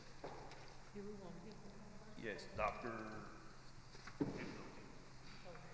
Okay, you got an ordinance, need to make a, Yeah, Dr. Celeste. you ask for suspension of the rules first? He's going to hear from the Okay, doctors his first. doctors first, okay, okay. Dr. what? Celeste. S-E-L-I-S-K-I. Thank you. My name is Dr. Bill Salisky. I'm a pulmonary and critical care doctor here in Montgomery. I think some of you know my partner, Dr. David Thrasher, who's been here at this forum. And I can think that I can speak for him as well as my colleagues that are here. It's been a long day, I apologize. I think the mayor and Mr. Calhoun are spot on when they say that right now this is beyond an epidemic in this area. The Montgomery area has been late to the party for the COVID-19. 2 months ago, our units were almost empty without patients. Now, the units are full with critically ill COVID patients. We are fine. The rumors are false that we are not able to take care of our patients. We are. We can take care of them. Our leaders of both Baptist and Jackson have done a fantastic job knowing that this surge was probably going to come, so we are fine. We are not transferring patients, we are not shut down, and we have room to expand. But it only goes so far. Right now, we probably have between 220 and 240 patients in our hospital system. Half of those are on ventilators. The sad part is that of the patients on ventilators, between 85 and 90% are the Afro-American population. Numerous reasons for that. Comorbid illnesses certainly are a big one, but that's really not for tonight's discussion. What's tonight's discussion is how can we stem the tide?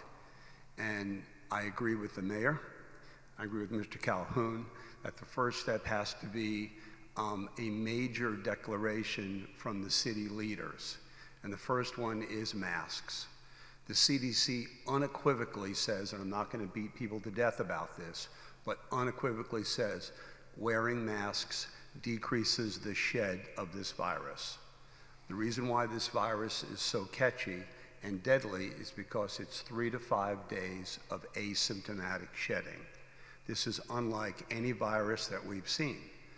Flus, A and B, SARS, MERS, when you're sick, you're shedding. This virus, when you're not sick, you're shedding. This mask slows that down. 95% protection for something as easy as this cloth.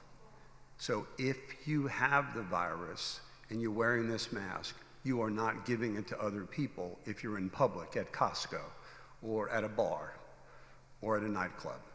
So that's important. The mask is just half the story. We have to get into our populations. We've got to slow this down with social distancing, with education. Fines, I guess, are important. Nightclubs closing down are important, but the important thing is understanding what it takes to slow this down. If this continues the way it's going, we will be overrun. Doctor, let me ask you a question. How many of your patients are coming from outside the city limits of Montgomery? It's hard to know. I will say that our catchment area for the Montgomery hospitals is larger than the UAB catchment area, and we don't I know turn Lowndes anyone County's got down. a lot of patients. Bullock County's got a lot of patients. It's hard to say. When we get hot spots like Greenville, we were overrun for a short period of time with Yeah. Greenville. They've slowed down. We service how many counties? I'm sorry? How many counties do we service with Babbitt South? I'm sorry, I'm not sure, but about 10, 12. it's quite a few. Yeah. So just to summarize, because I think maybe some of my partners would like to speak, but again, we're in this together. It's clear that we are a hot spot. We are running short of the important drugs that we need. So we have to fight this together. Any questions of the doctor? Sir. I know this may sound as an odd question to the medical professionals, but we've been hearing from our government that 6-foot distancing works. And we've been having that told to us through a nation for so long.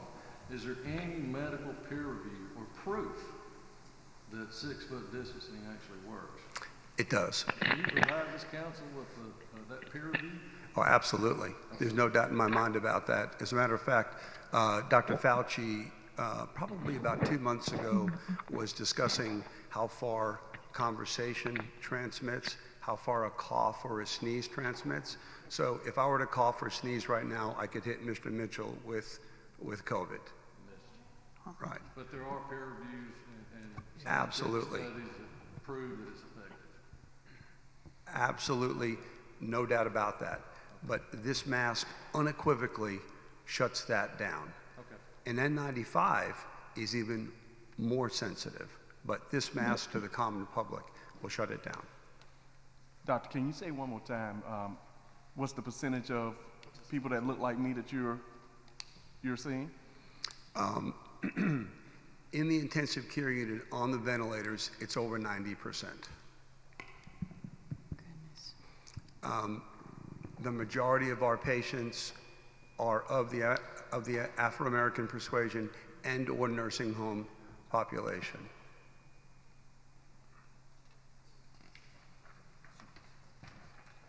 Another doctor back here. Thank you very much. Thank you, Doctor. Thank you. Let me introduce you to Nina Garrett, my partner.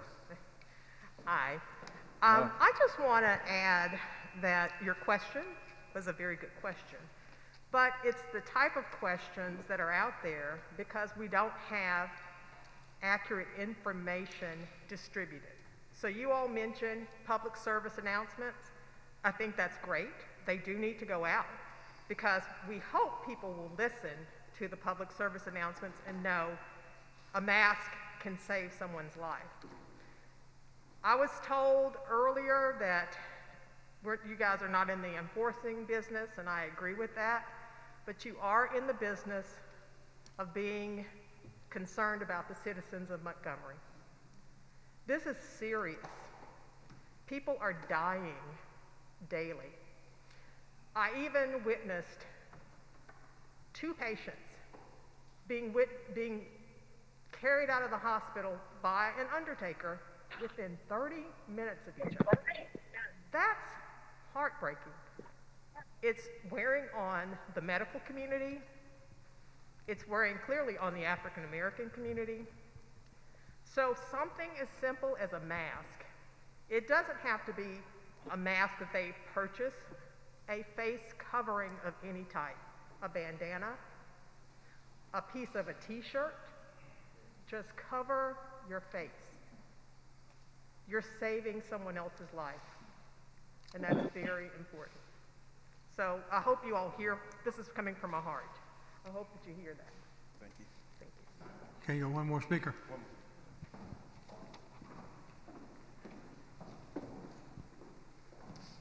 Hi, I'm Dr. Kim McLaughlin. I'm a nephrologist. For those that don't know, a kidney specialist or dialysis doctor. They've said more than enough, but I do want to kind of piggyback off of what Dr. Reed said. I can't tell you how many times lay people will stop me and say, is the media just sensationalizing this? Is this really as bad as, you know, they're making it out to be? Is this just a political ploy or something else? And I think the PSAs are great, but until you actually mandate, because people don't believe the hype, we won't be able to stop it. We won't. So, thank you. Thank you. Thank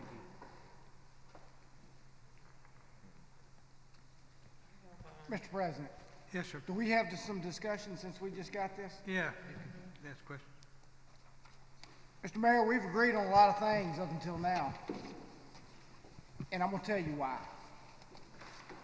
This ordinance that we have in front of us today is unenforceable, just like our curfew ordinance.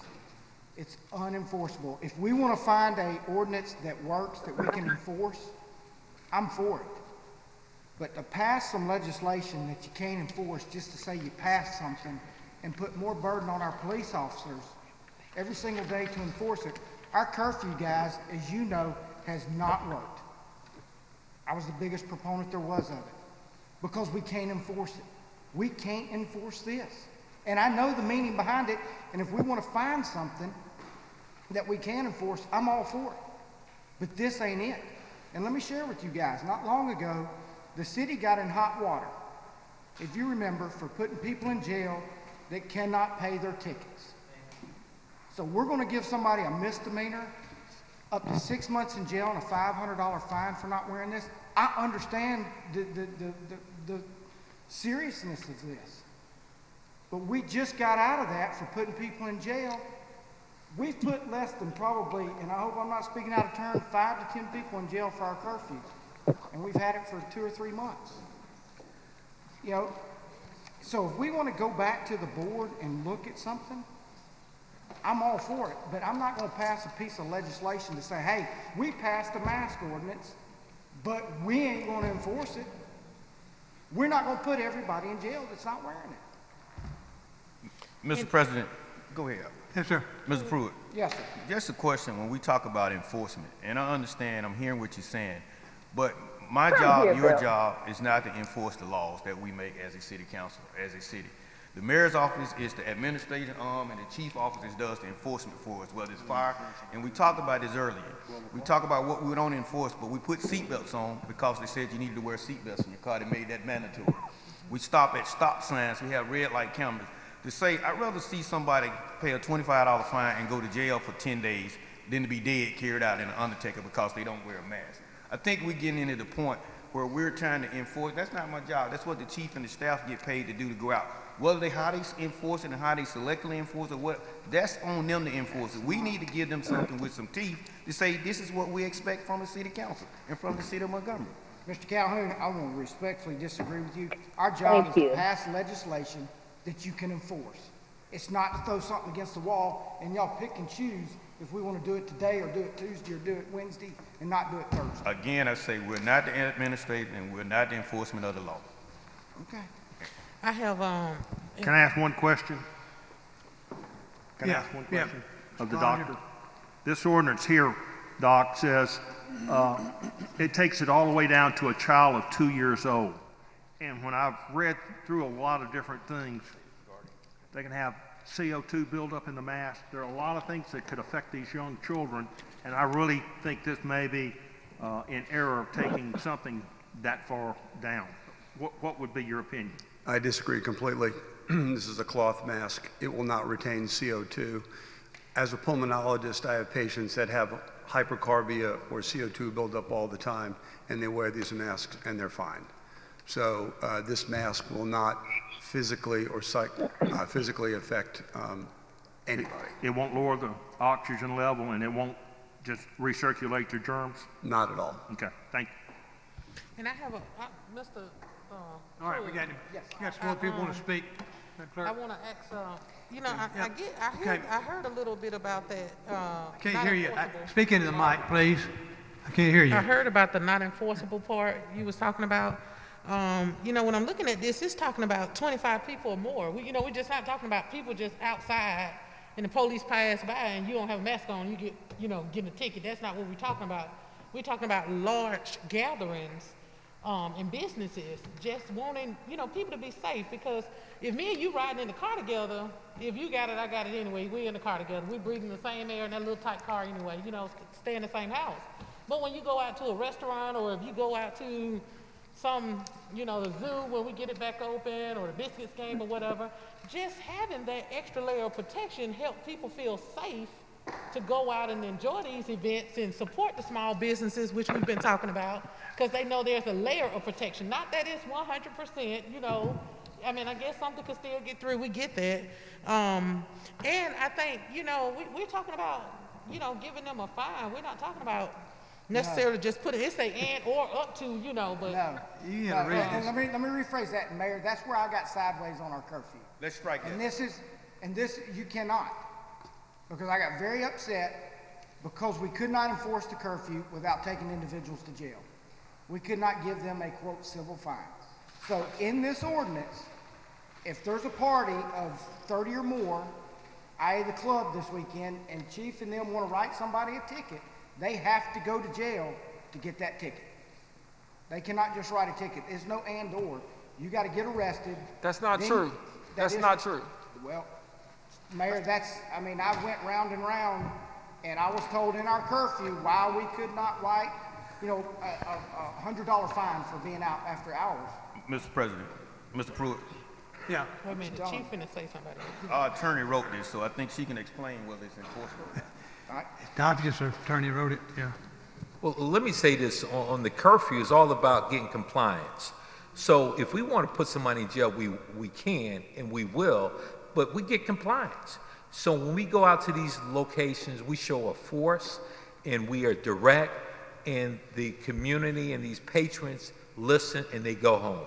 And so we have made arrests. If the knucklehead really just don't comply, we're gonna put them in jail. But for the most part, the community do comply, and we have a sure force out there. But it's not about locking up the world in this case. And the other issue that we had, and we had to take a step back, is because we was flooding our city jail on these low-level charges, and that was an issue during this pandemic, and still an issue now. But if we got to put somebody in jail, we will put them in jail. That's not a problem. And so again, we use discretion out there. We use overtime out there. We have senior officers out there to make good decisions when we deal with our citizenry out there, because I think it's important not to be heavy-handed. But they do listen, and if they don't listen, we got a violation on, we will put them in. But again, it's been pretty peaceful. We get compliance, and that's the way we have to do it. So it's a good tool that we use, and it's keeping us safe. It's keeping the community safe. Everybody goes home at the end of the night. Okay, I had one other person speak. Did you have somebody want to speak on the line? These two, Mr. Okay. Mr. Okay. I would like to speak, Mr. Jenright. I got somebody at the podium right now. Wait a minute. All right. Okay. Mr. Boyd, you want to speak? Yes. First off, say good afternoon. The last time I saw a debate like this, it went down 5-4 for the Police Review Board. Councilman Calhoun, you need to be commended.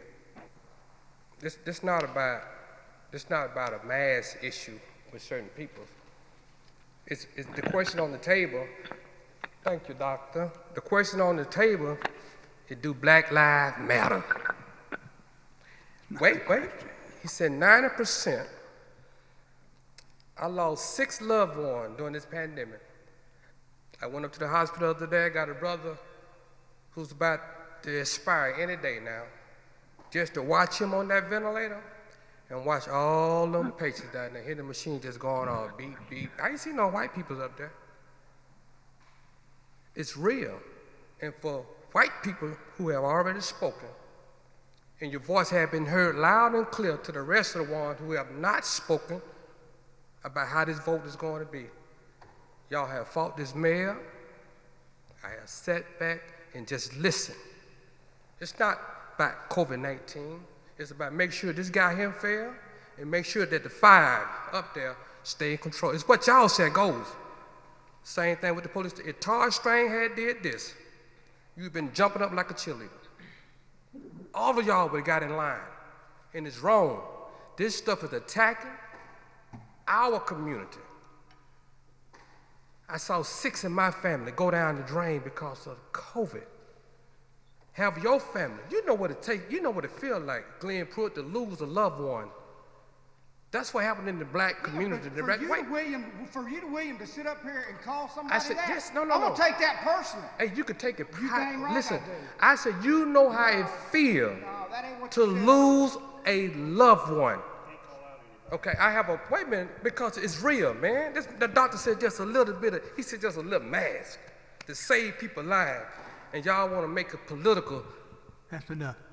No, I'm not through. They have grass ordinance on the table that you don't enforce. You know how many ordinances we have on the book that we don't enforce? Really? Do you know how many ordinances on the book that we do not enforce? There just be another one. But this is for a good one though. It's a good one. It's about saving lives. The other little petty ordinance out there that locking black people up that was on the book and still on the book. Everything was fine when the previous mayor was in office.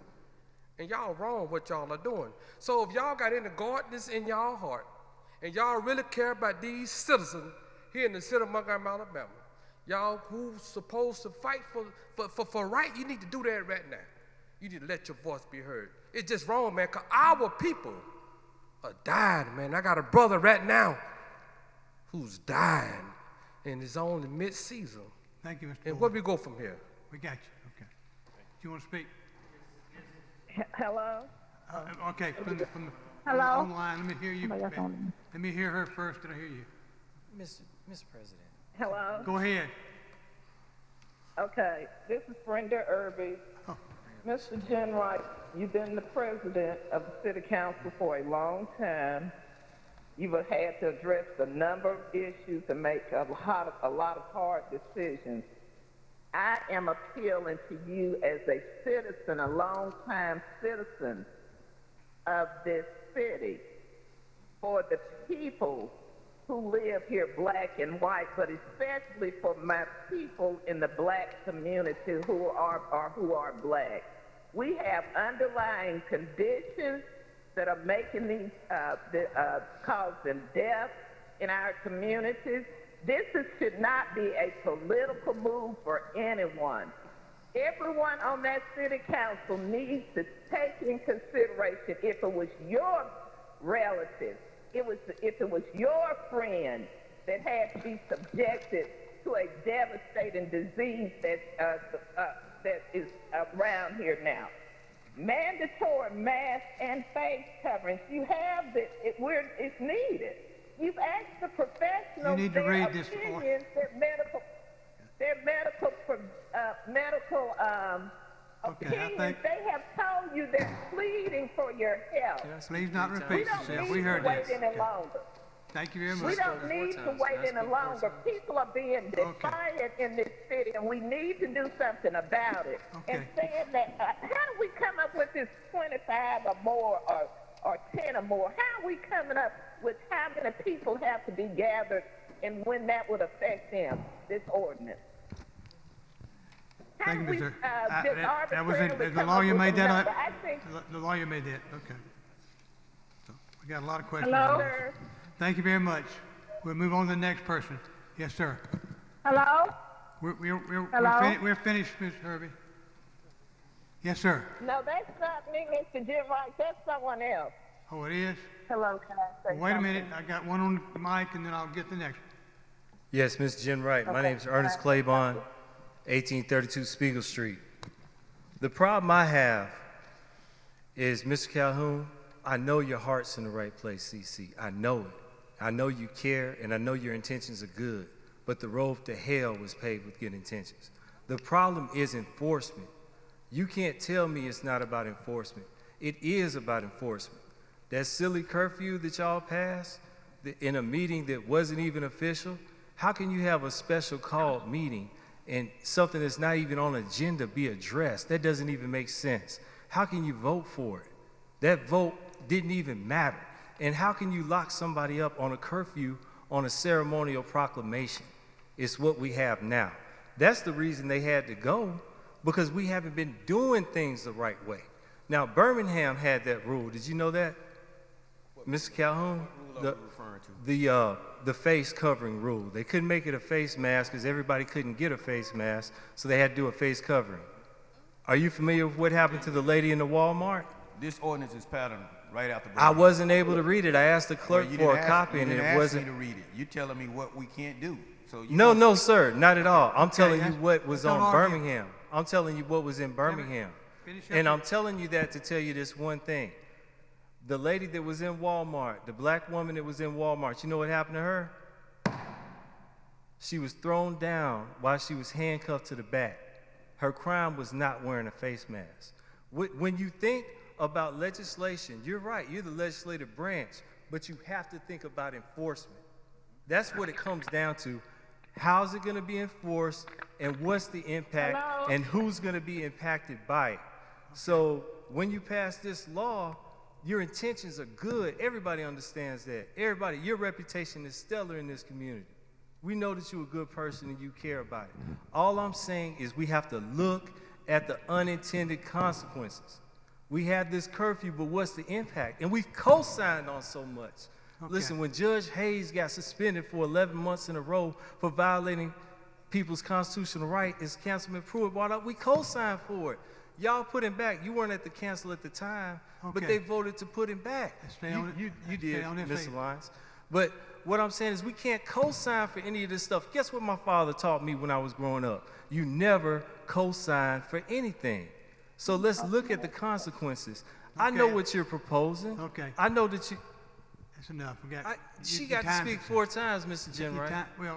Well, you running a meeting. You got to learn how to run a meeting, sir. Okay, we heard you. Who's on the line? Hello? Can I say something? Who's on the line? I'll give you 2 minutes. Okay. I just want to let you all know, please do something. Thank you, CC. I'm a transit worker, and we've been working, no hazard pay or anything. We're putting our lives on the line, and we're working every day. No one ever comes, thanks you, or say anything. But you have to do something because people do not want to wear a mask, and it becomes hard trying to get them to do it, and it gets out of hand sometimes. So please, just help us. Thank you, Mayor, for what you're doing, but please think about the transit workers also. And thank you, Arundel Mitchell, for all you do. Thank you, CC, for bringing this to the table. Thank you. Goodbye. Thank you very much. I declare the public hearing's been held before the council. In motion. Hello? I declare the public hearing's over. Mr. President? Yes, sir. We was getting ready to ask Ms. Stacy. Public hearing is over. No more conversation. You were going to talk, because we was talking about enforcement on this, and CC was saying how you, Mr. Calhoun, I'm sorry, was saying how you prepared this for us. So what are your thoughts when it comes to enforcement of this? Well, I agree with what Chief Finley said. It's primarily a tool for law enforcement to be able to disperse or require them to wear a face mask. It is enforceable. They can arrest. They can also issue a summons if they need to. The summons will require somebody to appear in court at a later date as opposed to being processed through the jail. They're doing that on a lot of nonviolent offenses, misdemeanors right now. I'll also say I talked to some counterparts in Birmingham, and they've said that they've had a lot of success. Officers just walking up to people explaining to them that if they don't put a face covering on, they could be subjected to these penalties, and that citizens will comply when they're advised of that. Okay. So they can get a $500 fine without being arrested. Well, they can get a summons to come to court and maybe be... It's up to the municipal court judge to determine the fine. They will go to court, there'll be a hearing, and then the judge at that point can implement a penalty. Up to $500 and up to 30 days in jail. Okay. Let's think about that, Ms. Pruitt. It's enforceable. Mr. President. Yes, sir. There you go. Hey, he's out of order, Mr. President. No more You speak. you're out No, of order, sir. no. You're out. Public hearing is over. You're Public out of hearing is order, over. sir. Public hearing is over. We're just strictly speaking. Public hearing is over. Over. Hello? Public hearing is over. No more conversation outside. This is a council issue now. The military has it, and that's with Air Force Base. Cut her off. And that's with Air Force Base. We're not accepting any more calls. Around town. Cut the speaker off. We're not going. No more speaking. Public hearing's over. Go ahead, Mr. Lyon. I know I'm not going to be popular for what I'm about to say, and I'm sympathetic to anyone that would get sick, has to go to the hospital, or even death would result. It's a terrible thing, and God forbid that. But at the end of the day, if an illness or a pandemic comes through, we do not throw our constitutional rights out the window. I think this is an overreach of government. I think to make somebody do something or require somebody to wear something is overreach. And for that, I cannot support it, and I won't support it. And I've heard y'all's arguments, and I know I'm not going to be popular for doing this, but I'm a no vote on this. Okay. Mr. President, I call for the question. I call for question. I need a motion to suspend the rules. Okay, I want to thank the doctors and everyone that supported or even spoke against this ordinance. But to address Mr. Brantley Lyons' question about overreach, when we're talking about 25 persons or more, we're talking about large gatherings, so we can control what we're trying to do here as a city. 1 or 2, as Ms. Graham spoke, if you 1 or 2 people, you can actually social distance yourself 6 feet, 8 feet, and still get a conversation occur off. But when we're talking about 25 or more people in a congested place, it's kind of hard to social distance. So with that being said, I call for the question. I move for adoption of this ordinance. Suspension of rules. Move suspension of rules. I thought we did it earlier. No, sir. Move to suspend the rules. I need a vote. Move to suspend the rules. Have motion to suspend the rules.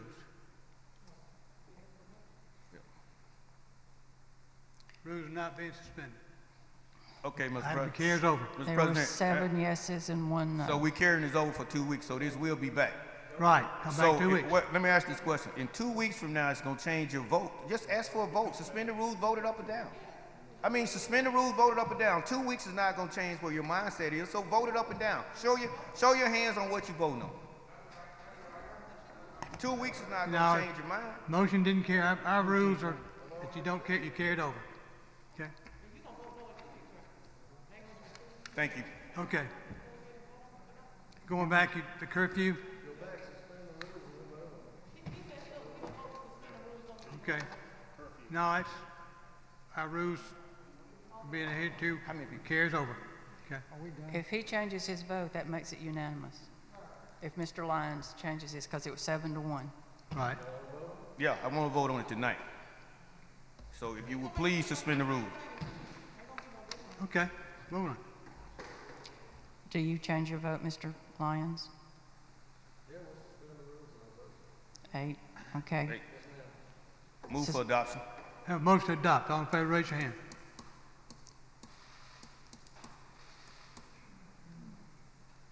Four.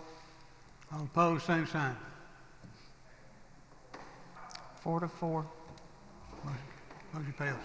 Thank you.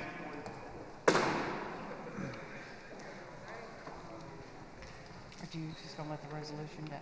I'm not going to do it. Okay. We still got the curfew. Huh? Need a motion on the curfew? I got another resolution, Mr. Jim Wright. Well, do you want to do the executive order for the curfew, or you want to wait and carry it over? I'm gonna hold up. Let's do the resolution for the resolution on the. We'll see. You got one for face mask and you Yeah, got one for the resolution on the face mask. We'll offer that up right now. You want to do that Yes, one? ma'am. Okay. Resolution requiring the wearing of a face mask in establishments with a capacity of 25 or more. I'm sorry. I got a question before we vote on this. What you think about that, Mr. Pruitt? Ain't no teeth in it. Nothing. I'm fine. Tell me how we're going to enforce the last one. Hey, The attorney just said, It because ain't I'm gonna not an happen. attorney. See, that's Let me the tell you deal. what, the right of, listen, I've been down that road with this curfew. I've been told everything under the sun. But I they know said- what I've been told and how we enforced it, and we didn't enforce it. But they said they're locking people up. and Okay. People complying. Okay. You rode with them? You roll with them. We ready? You ride with them? Right with who? Please. I have not.